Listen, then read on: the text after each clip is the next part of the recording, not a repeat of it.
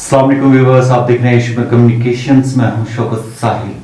जम्मू कश्मीर के बदलते सियासी मंजरनामे पर बात करते हैं और आज हमने अपने स्टूडियो में दावत दी है डेमोक्रेटिक प्रोग्रेसिव आज़ाद पार्टी के स्टेट सेक्रेटरी महबूब मुस्तफ़ा आज़ाद को। Thank you very much for your time. Thank you. सियासत में आने का मकसद? सियासत में मकसद ये था कि फैमिली का एक तो बैकग्राउंड रहता ही है और एक असर रहता है कि ज़्यादातर हमारी फैमिली ने खिदमत खलक वाला जज्बा लेकर सियासत में उतरे थे। दादा, फिर आज़ाद साहब, फिर मेरे फादर का भी कुछ रोल रहा उसमें। लेकिन हर एक टाइम यही रहा, हमें बचपन से सिखाया गया कि सियासत का मतलब है खिदमत खलक, मतलब कुछ कर जाना दूसरों के लिए और लोग याद रखें आपको कि आपने लोगों के लिए बहबूदी के लिए क्या काम किए, वही याद रह जाते हैं। बाकी सियासत का आज डेफिनेशन आपको पता है डिफरेंट है, बट हमारे यहाँ ये था खिदमत खलक। जम्मू कश्मीर में अगर हम सियासत या जमहूरी अमल में नौजवानों को रोल को देखें, आप कितना मानते हैं, कितना अहम है वो?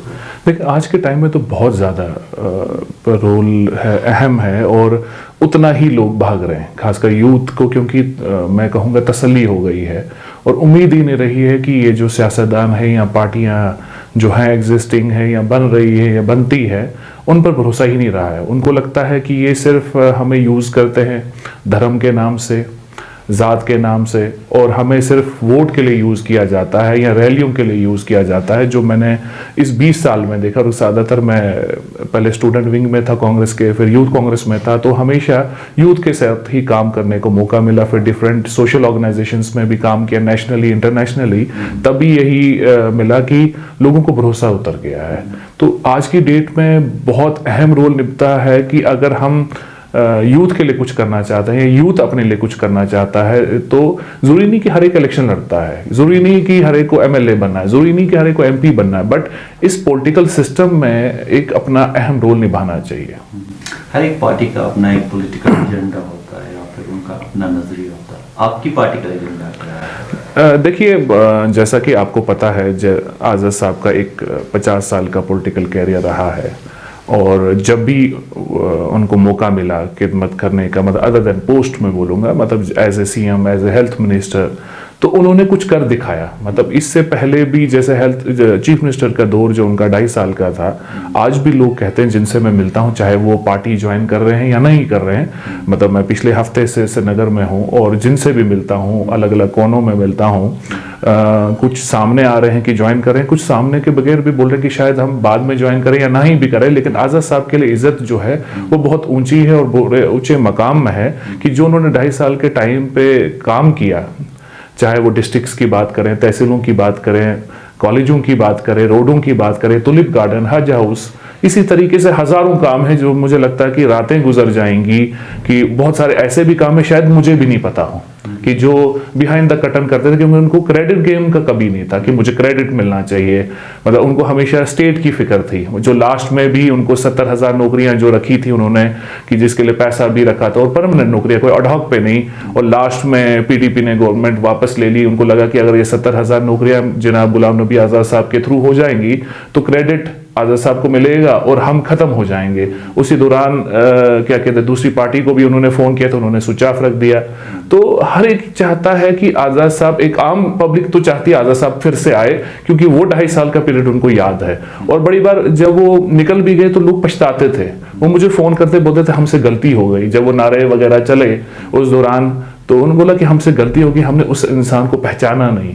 आज वो लोग याद करें नहीं, यार ये अगर फिर वो मौका मिलता है आज़ाद साहब को सीएम का, तो मुझे लगता है वो जाते जाते भी जम्मू कश्मीर का बहबूदी के लिए कुछ ना कुछ कर जाएंगे, और वही उनको मकसद है पार्टी बनाने का। ये था कि बैकग्राउंड कि कांग्रेस को अक्सर वो वक्तन फ़क्तन बताते रहे कि किस तरह से चलना है, किस तरह से कर, खासकर जैसे ही राहुल गांधी का रहा कि वो सक्सेसफुल नहीं रहा 2014 के लिए, तो उनका था कि प्रियंका गांधी जी को लाए, सिर्फ आज़ाद साहब नहीं, और भी सीनियर लीडर जो आज़ाद साहब के साथ थे जिनको टैग लगाया गया G23। तो अक्सर बोलते थे कि कांग्रेस ने एक तहरीक है, कांग्रेस एक मिशन है, कांग्रेस एक ये नहीं कि आज के लीडर जो सोचते हैं कि हम पार्टी में या पॉलिटिक्स में इसलिए आते हैं पैसा बनाने के लिए, तो कांग्रेस के लिए उनको आज भी हमदर्दी, आज भी आप देखेंगे तो उनके ऑफिस में राजीव जी का फोटो जम्मू में भी है और दिल्ली में भी है घर पे। तो ऐसा कुछ नहीं कि कांग्रेस से कोई लड़ाई थी, सिर्फ ये एक सोच की लड़ाई थी कि हमारे जो नौजवान हैं जो कांग्रेस का कैरियर समझते हैं उनका क्या होगा।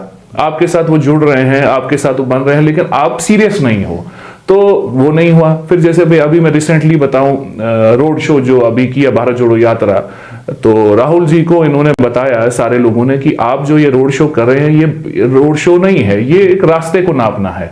अब कन्याकुमारी टू कश्मीर जा रहे हैं, वाया नेशनल हाईवे जा रहे हैं, अब लोगों से तो नहीं ना कनेक्ट, वो तो सेल्फी खींचने के लिए जो लोग आए या और ऑर्गेनाइजर, वही लोग जो 200 उधर से चल रहे थे वही कश्मीर तक पहुंचे।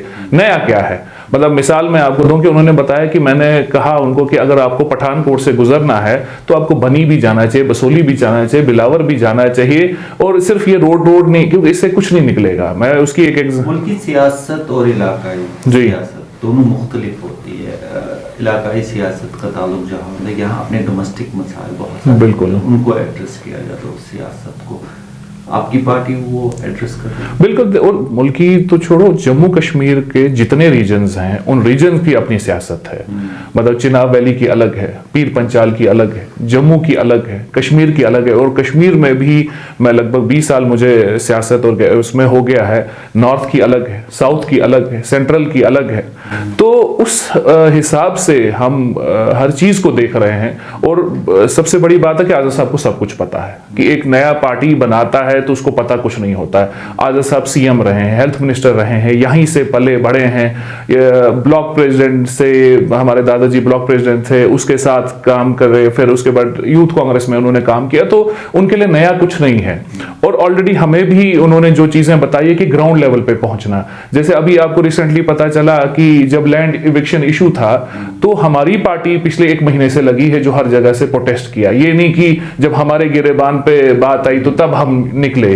तो ये तो मैं एक रिसेंट एक एग्जांपल देता कि उनको पता है। यहाँ जैसे अब परसों से शुरू हुआ है आंगनवाड़ी इश्यूज पे, तो उस पे प्रोटेस्ट हमारी पार्टी कर रही है। तो ये नहीं कि सिर्फ just for the sake of कि हमें सिर्फ लाइमलाइट में आना है, हमें ग्राउंड लेवल पे जो इश्यूज हैं, जैसे मुझसे यहाँ पे रेडी वाले मिले, संडे मार्केट वाले मिले, उनका इशू है, क्वेरीज वाले हैं उनका इशू है, फिर बटमालू में जो मार्केट बन रही उसका इश्यूज है। तो हर एक इश्यूज को एड्रेस करना और उसको बाय तकमील उसको पहुंचाना, वो हमारा काम है। जम्मू कश्मीर का जो पॉलिटिकल स्टैंड है, करंट पॉलिटिकल स्टैंड, उसमें आपकी पार्टी दीगर पार्टियों का पॉलिटिकल एजेंडा भी है, आपकी पार्टी का जो एजेंडा है या नजरिया है वो मुख्तलिफ कैसे?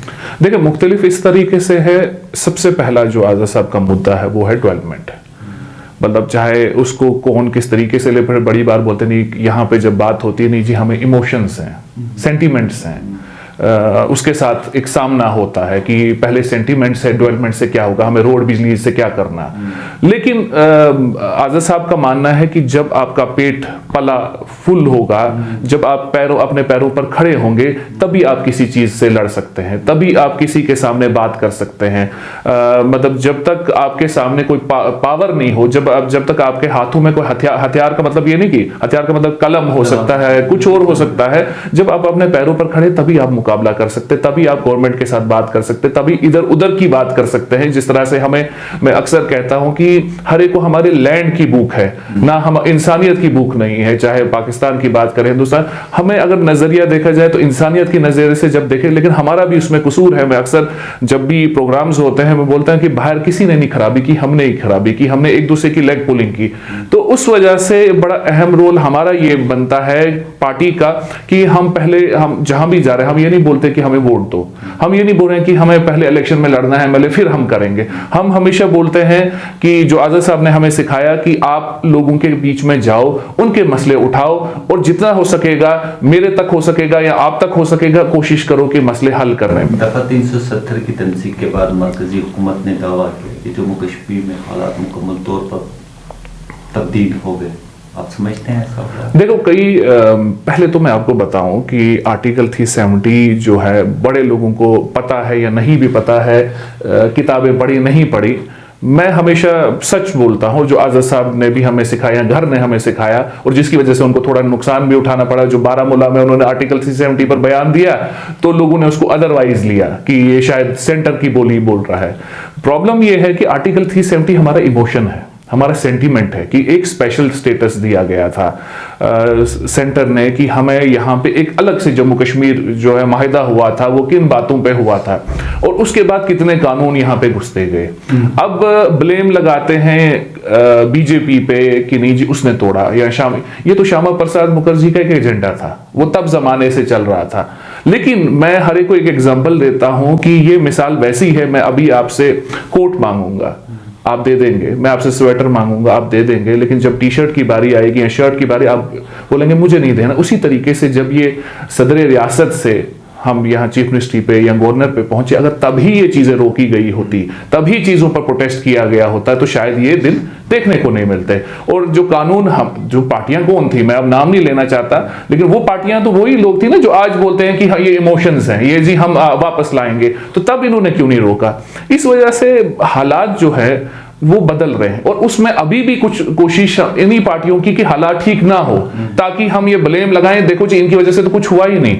मैं नहीं कहता कि सीरियस वो है या ये है, लेकिन हमें इस चीज से लेना पड़ेगा। पहले जैसे मैं आपको एक एग्जांपल बताऊं, मैं जो पश्मीना शॉल बनाते हैं उनसे मिला ऑर्गेनाइजेशन, क्योंकि वो अनऑर्गेनाइज सेक्टर में आते हैं, तो मैंने पूछा उनसे आर्टिकल 370 के बाद कि आपको क्या फायदा हुआ। बोलते ना तब फायदा था ना फायदा था। उन्होंने मुझे मुंह पे बोला आप जैसे सियासतदानों ने इसका फायदा उठाया, हम आज भी गरीब हैं और कल भी गरीब थे। तो इस तरीके से पहले तो हमें उनको एड्रेस करना है जिनको ना कभी फायदा हुआ इस चीज से, ना फायदा होगा शायद। तो हमने ये सेंटिमेंट्स को पकड़ के सिर्फ बेवकूफ बनाया, वोट की राजनीति की या सेपरेटिज्म की राजनीति की। हमें अब कुछ करना पड़ा। 370 की तनसीब के बाद जम्मू कश्मीर में बहुत सारी पार्टियां जो है वजूद में आई, आपकी पार्टी भी इस दौरान जी वजूद में आई, लेकिन इल्जाम ये लगाया जा रहा है कि ये तमाम जो पार्टियां हैं ये बीजेपी की बी टीमें हैं। देखो बदकिस्मती जम्मू कश्मीर की ये रही है, खासकर कश्मीर की, कि जब भी बेडरूम से उठ के कोई बाहर निकलता है तो उस पर टैग लगाया जाता है, चाहे वो अखबार बने चाहे वो पार्टी बने, चाहे वो नौकरी करे, चाहे कोई बिजनेस एस्टेब्लिशमेंट बने, चाहे भी कुछ भी हो, निजी ये एजेंसी ने या किसी पार्टी ने मखसूस खड़ी की है।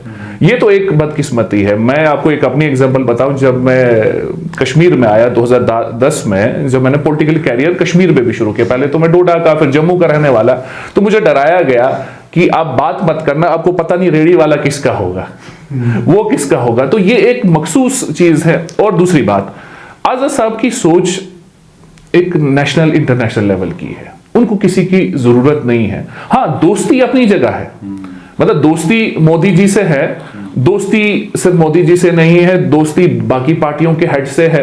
मतलब जिस तरीके से 2-4 दिन पहले एक इंटरव्यू आया कि आजाद साहब ने कहा हमेशा मैं इंदिरा जी के टाइम में भी, राजीव जी के टाइम में भी मैं ईद मिलन और दिवाली मिलन करता था, उसमें हर पार्टियों को बुलाता था। वो एक दोस्ती है।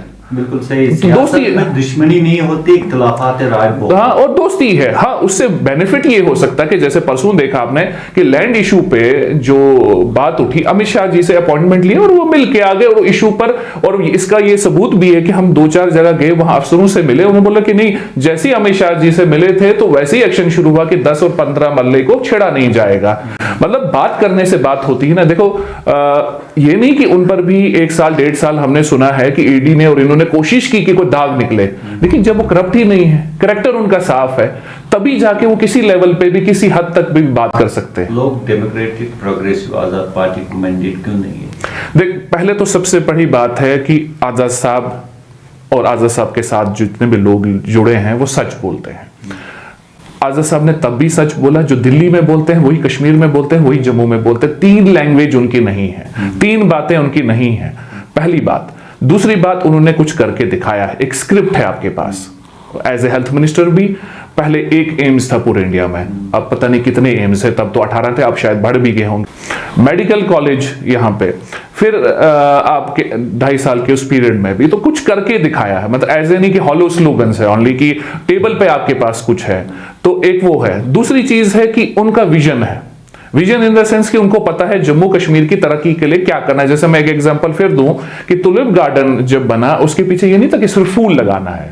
आजाद साहब हमेशा कहते हैं कि मुझे था कि अप्रैल मार्च के महीने में टूरिज्म कैसे आए, टूरिस्ट कैसे आए। तो उस टाइम मिड 2008 से जम्मू कश्मीर में जो है सदर राज नाफिज असेंबली इंतखाबात होने चाहिए? बिल्कुल होने चाहिए, और इसलिए होने चाहिए, देखो पहले याद होगा आपको, हर एक बोलता था कि ब्यूरोक्रेसी आए, ये एमएलए हमें जी यूज करते हैं। तो मतलब अक्सर मैं सुनता था यही कि नहीं ब्यूरोक्रेसी ठीक है, गवर्नर राज ठीक है, क्योंकि वो ज्यादा देर रहा नहीं होता था, 1.5 साल तो वो उसी के आदी थे। लेकिन आज लोग रोते हैं कि यार ब्यूरोक्रेसी को डर ही नहीं है। मतलब जब हम काम लेके जाते पहले तो सेक्रेटरीट बंद हो, मतलब वो अफसर मिलता ही नहीं है। फिर अफसर को अगर ज्यादा भी बोलते ज्यादा क्या करोगे, लद्दाख ट्रांसफर मेरी हो जाएगी। और लेकिन बोलते हैं हम एमएलए को एटलीस्ट दरवाजे पे लात मार के अंदर जाते थे, चाहे वो हमारा काम करता, लेकिन हक से हम बोलते थे। एक तो ये जर्नल मतलब एक देसी लैंग्वेज में ये एक बात है, लेकिन एक अदर देन ये भी बात है कि जब गवर्नमेंट होती है, पॉपुलर गवर्नमेंट होती है, उस टाइम लोगों के काम ज्यादा होते हैं। 2023 में आप असेंबली इंतखाबात होते हुए देख रहे हैं? मुझे लगता है कि शायद, ये मेरा जाती, पार्टी के हिसाब से नहीं, मेरा एक जाती लगता है कि ये शायद यूएलबी और पंचायत लेवल के इलेक्शन पहले शायद हो जाएं, क्योंकि कहीं ना कहीं हर पार्टियां पहले वो सेमीफाइनल खेलना चाहेगी। तो कि हम असेंबली में कहाँ रहते हैं या कहाँ स्टैंड करते हैं, मुझे जो लगता है अंदरूनी ये इस तरीके से होगा। जो मुझे दिख रहा है कि सब लोग यहाँ पे मैं आया तो एमएलए की तैयारी नहीं कर रहे, असेंबली की नहीं, सारे म्युनिसिपैलिटी की तैयारी कर रहे हैं। आप नौजवान हैं, नौजवानों के लिए आपका पैगाम क्या है? देखो मेरा नौजवानों के एक ही पैगाम ये रहेगा कि पॉलिटिक्स गंदी चीज नहीं है। हर एक सोचता है कि पॉलिटिक्स गंदगी है, लेकिन मैं उनको एक एग्जांपल दे के ये सिर्फ लास्ट मैसेज दूंगा। जब हम न्यूज़पेपर पढ़ते हैं तो हेडलाइन होती है कि मर्डर हो गया, रेप हो गया, कुछ और हो गया, तो उसका सिर्फ 2 मिनट बुरा मनाते हैं और उसके बाद वो न्यूज़पेपर रद्दी की टोकरी में डालते हैं। बट ये कभी नहीं सोचते हैं कि हमें आगे आना पड़ेगा। अगर आप इतना, तो अल्लाह ने बोला है ना कि राय के बराबर भी अगर आपका ईमान है तो आपको उस पर बात करनी चाहिए। तो अगर वो हमारा ईमान है कि कुछ गलत हो रहा है तो उसके लिए उठना पड़ेगा। उठना का मतलब ये नहीं कि आपको इलेक्शन लड़ना है, उठना का मतलब है आप लिख भी सकते हैं, आर्टिकल लिख सकते हैं, सोशल मीडिया पे लिख सकते हैं ऐसे। लेकिन जब तक हम एक्टिव नहीं होंगे, आने वाली नस्लें खत्म हो जाएंगी। कि जो इस पॉलिटिकल दलदल में हम एक दूसरे पर जो कीचड़ उछालते हैं, एक दूसरे पर बयानबाजी होती है, कोई बिजनेस खोलता है तो एक ने तो फिर दूसरा खोल देता है सेम टाइप का बिजनेस। हमें लेग पुलिंग से दूर रहना, खासकर ये आने वाली जनरेशन को। अपना अपना काम करो, एक दूसरे को मिलजुल कर काम करो, एक दूसरे के मिलकर रिस्पेक्ट करो, मोहब्बत से रहो, तब जाके जम्मू कश्मीर का कुछ होगा। नहीं तो हमारे जम्मू कश्मीर पर सबकी नजर भी है और मुझे लगता है नजर लग भी गई है। कोशिश की हमारी भी रहेगी, पार्टी की भी रहेगी कि इलेक्शन के हिसाब से नहीं, पार्टी के हिसाब से नहीं, कि हम मोहब्बत का मैसेज हर एक को दें। शुक्रिया, शुक्रिया शुक्रिया कीमती वक्त देने के लिए। अगले प्रोग्राम में एक और शख्सियत से आपको रूबरू कराएंगे। जब तक के लिए खुदा हाफिज़।